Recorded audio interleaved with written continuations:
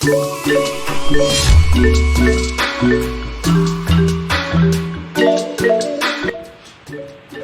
warahmatullahi wabarakatuh. Perkenalkan, nama saya Rifat Kafia, mahasiswi Kesehatan Masyarakat semester 5, peminatan ketiga, Stika Sarapan Sendiri. Dalam video kali ini, saya akan membahas tentang manajemen risiko di perkebunan atau pertanian.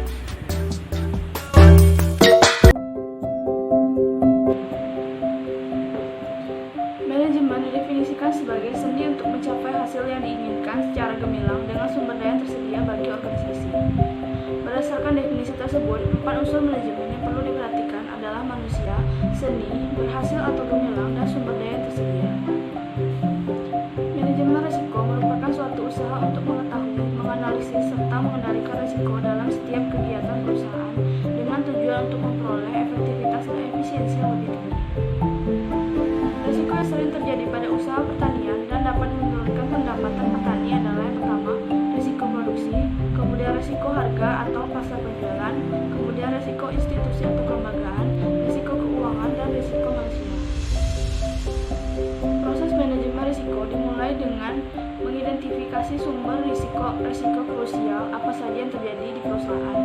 Tahap identifikasi ini akan menghasilkan output berupa daftar risiko yang kemungkinan akan dilakukan 18 pengukuran risiko. Pengukuran risiko terdiri dari tahap pengukuran dampak dan kemungkinan terjadinya risiko yang kemudian akan menunjukkan status risiko dalam perusahaan.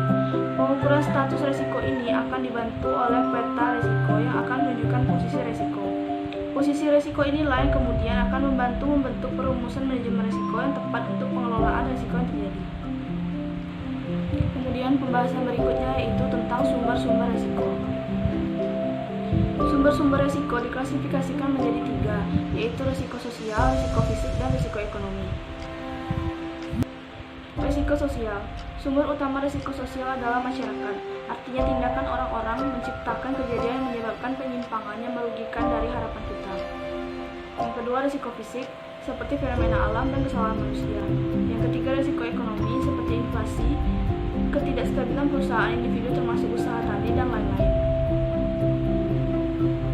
Pembahasan selanjutnya yaitu langkah-langkah proses manajemen risiko. Langkah-langkah proses manajemen risiko dibagi menjadi 3, yaitu pengidentifikasian risiko, pengukuran risiko, dan pengendalian risiko. Pengidentifikasian risiko merupakan proses penganalisaan untuk menemukan secara sistematis dan secara berkesinambungan risiko atau kerugian yang potensial yang menantang perusahaan. Mengidentifikasi risiko dapat dilakukan dengan 2 pendekatan, yaitu pendekatan top-down dan pendekatan bottom-up.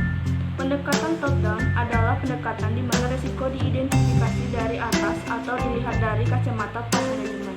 Sedangkan pendekatan bottom-up adalah pendekatan di mana risiko diidentifikasi atau ditemukan dari bawah atau dari unit paling kecil dalam organisasi atau perusahaan.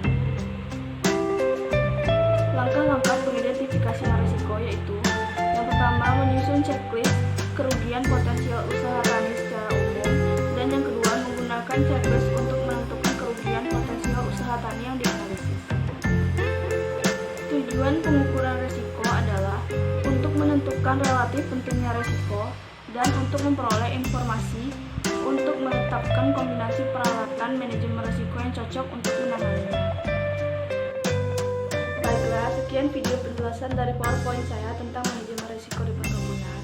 Terima kasih. Wassalamualaikum warahmatullahi wabarakatuh.